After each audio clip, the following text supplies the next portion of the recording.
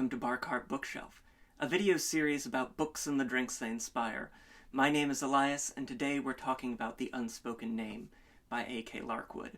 Now, this is a drink that is new to our channel here on YouTube, but is not new to me.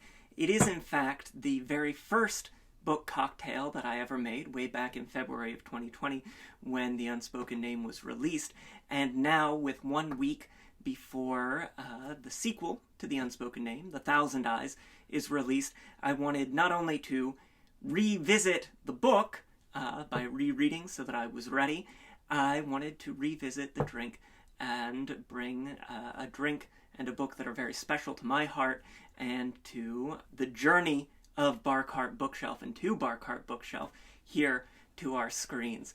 So before we get into making the drink, the Golden Tusk, I thought we'd talk a little bit about what I love in The Unspoken Name, what I find is so fun in this novel, both in the first read 2 years ago and here on my reread in the past week or so. So The Unspoken Name it's an interesting book. It's a book about giving up what you thought was expected for you and choosing your own destiny, but maybe that destiny involves working for someone whose motives are suspect. The main character, Xorwe, finds herself under the sway of an exceptionally terrible boss who is nevertheless magnetic and fun to watch. This, really crummy, just worst kind of guy of a wizard. Dismissive and controlling, and whose smile is like sunshine, so you really want to please him. Belthandros Sethenai is the worst, and he's a lot of fun. And it's a lot of fun to see not only how people fall into his sway, as Xorwe does, but also coming to terms with the fact that maybe this isn't a situation you want to be in, and maybe there are alternate paths available.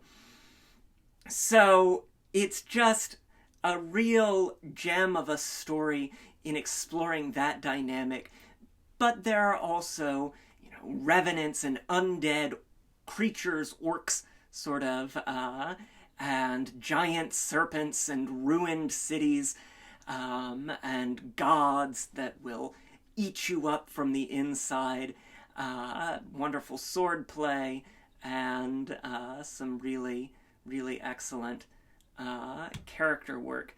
It's also a very funny novel.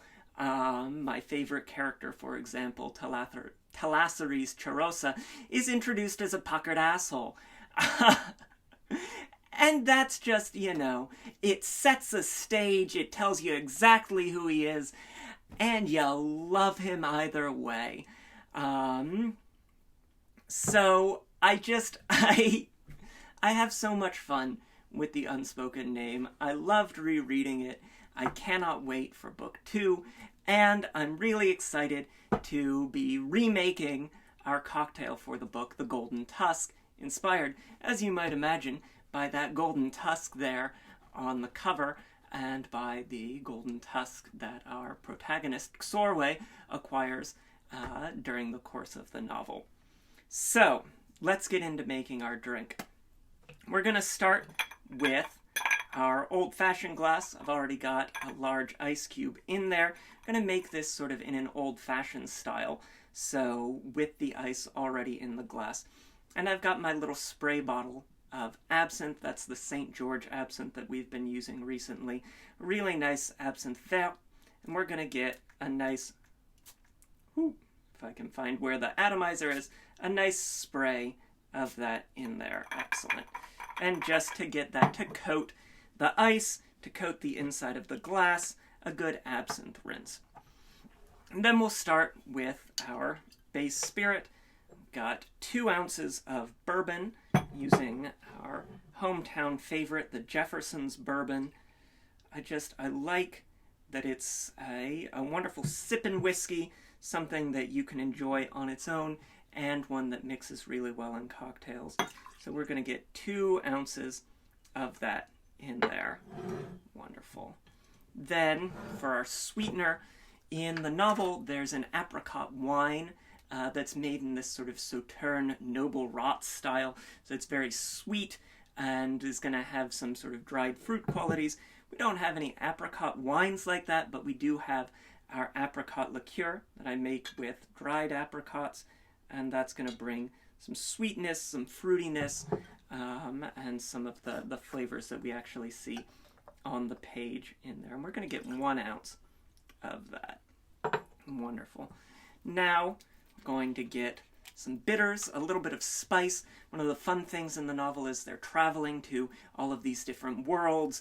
They're interacting with all sorts of different cultures and ways of being in the world, places with different resources, with different flavors, including a city that really sits at the heart of the novel in the middle of the desert.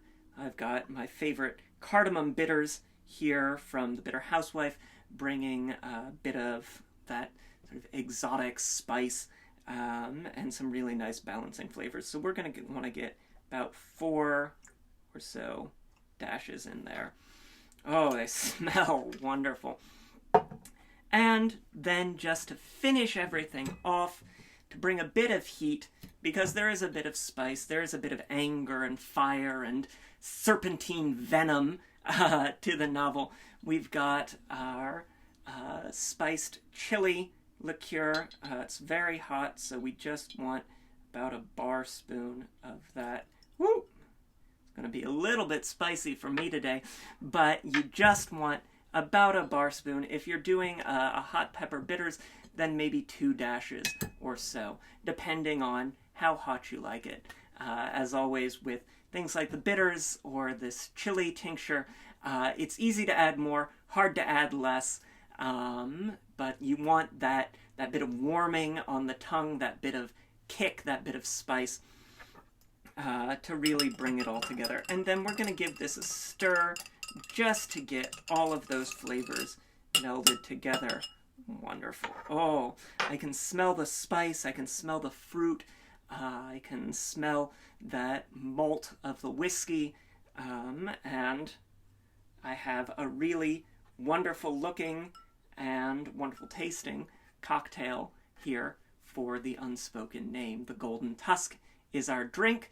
Got a link to buy the book down below. You've got 1 week to read it before book 2 comes out, and I've got links, as always, to tools and ingredients from the Boston Shaker, to Twitter and Instagram, where there are always written versions of our recipes.